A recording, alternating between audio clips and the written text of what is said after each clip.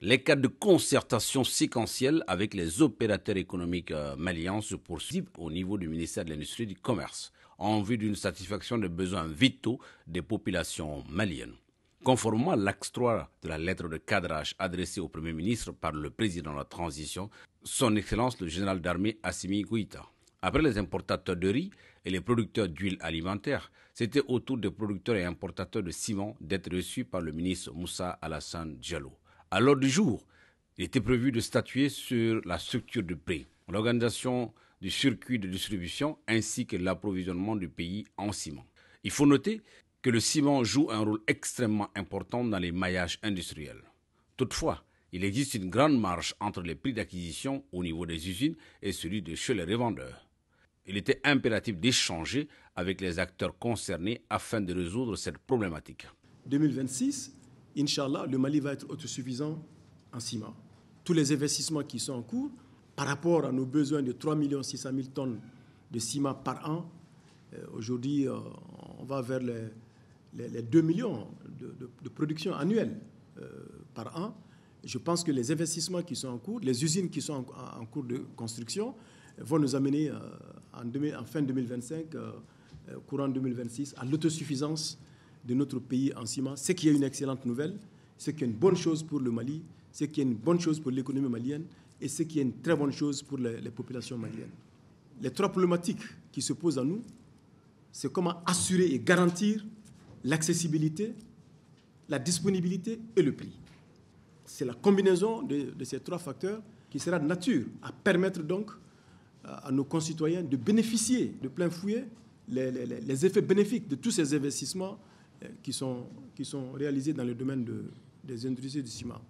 Si nous arrivons à baisser le prix d'accession au ciment par nos compatriotes, cela va être de nature aussi à assurer la déflation.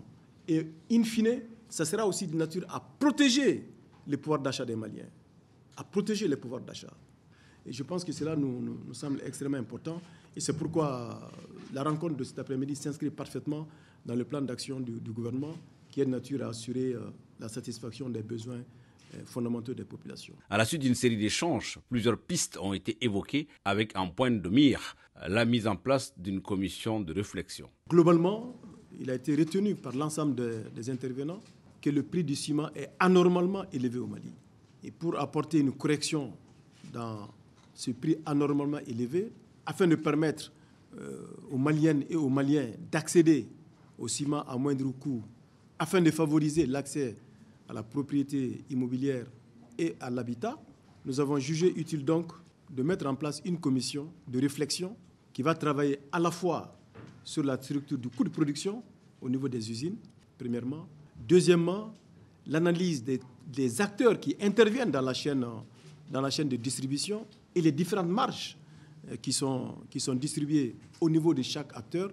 Et troisièmement, de définir les conditions générales et particulières de la commercialisation du ciment au niveau des unités industrielles.